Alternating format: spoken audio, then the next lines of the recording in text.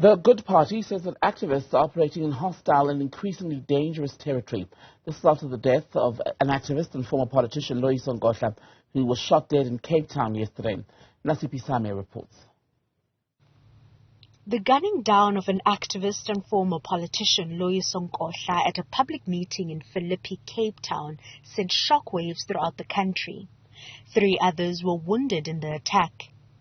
Nkohla was one of the leaders working with the government in the relocation of communities living on the railway line in Langa and Philippi.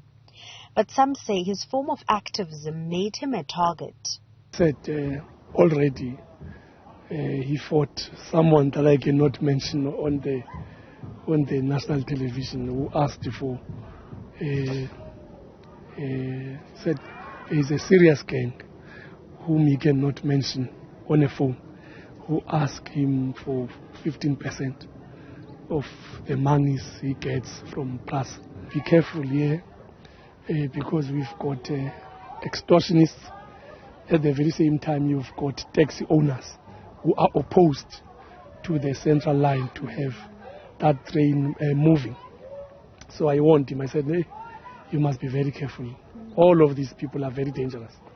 They are carrying serious guns in a broad daylight. Nkohla had a colorful political history, having joined parties like the African National Congress, DA, Patriotic Alliance and the Land Party.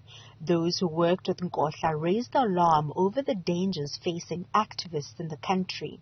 The environment in which activists and whistleblowers are operating in South Africa is increasingly hostile and increasingly dangerous, and people are putting their lives on the line in protesting.